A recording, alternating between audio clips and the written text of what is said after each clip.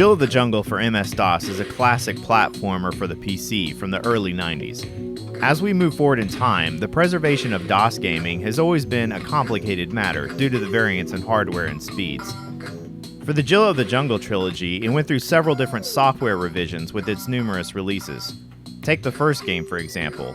There are at least 6 known versions that have been released, and you can't tell which version you have just by looking. The changes mostly had to do with sound, but various bugs were added and features removed through the release timeline. So what are the differences and how do we fix them? Can we experience Jill of the Jungle in 2018 and beyond, like we did in 1992? Thanks to the community, we're in pretty good shape. Let's tackle some of the simple stuff first. In the original release, eating an apple in the map stage would cause a box to appear containing a joke about a hero from another brand's franchise, Commander Keen, Duke Nukem, or Mario, for example. In later releases, this was removed. In version 1.2D, the animation for lava, water, and switches was broken. I edited level 1 for an example of this. Here is animated water in version 1.0, and here is the same water in 1.2D with broken animation. Flipping a switch in 1.0 makes this wall disappear. In 1.2D, it does not. Jill can pass through that area where the door was, and the wall will finally disappear if you leave the screen and come back.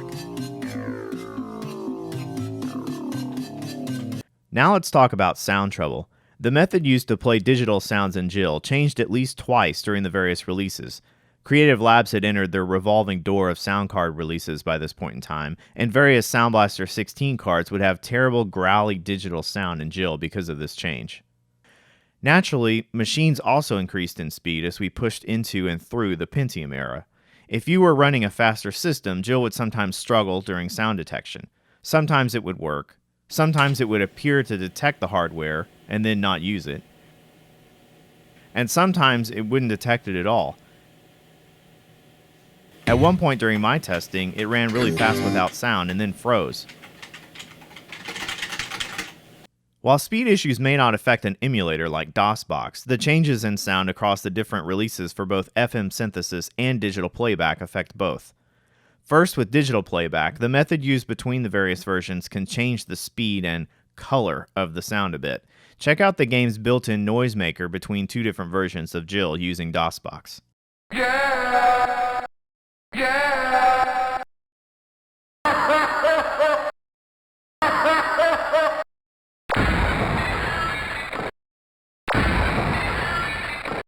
But perhaps what I find the most interesting is that Epic embedded the Sound Blaster FM driver in the Jill executable. SB-FM-DRV was one TSR that could be used to play back FM music in DOS on a Sound Blaster. It changed over time. It changed a lot, actually. As for the version embedded in Jill of the Jungle, it was replaced with at least one newer version by 1.2D. The version contained in 1.2D doesn't quite manage to produce the same percussion sounds as the original release, despite the notation information remaining unchanged. Using a Yamaha YMF719 card, a Sound Blaster Pro clone, on a Pentium MMX at 200 MHz, check out the difference between 1.0 and 1.2D's rendition of Funky, the music used in the menu and map screen.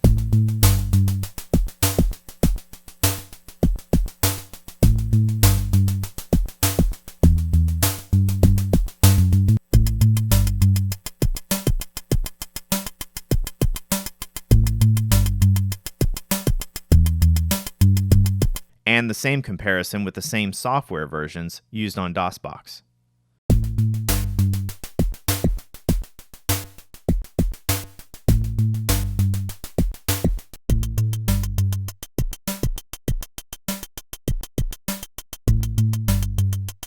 So here we have all sorts of differences, issues, fixes, old bugs, and new bugs, and I didn't get into some of the finer points.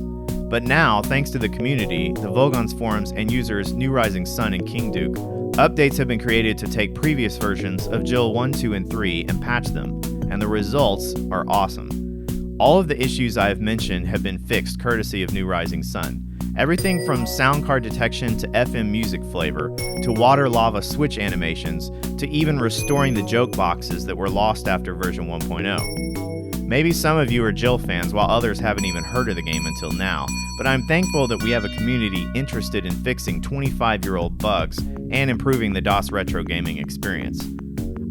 I'll include a link to the patch in the video description. Note that the shareware version and various bootleg versions are not supported by the patch. If you own one of the versions of Jill mentioned on this website that are not part of the patch yet, please leave a comment. Thanks for watching and happy gaming.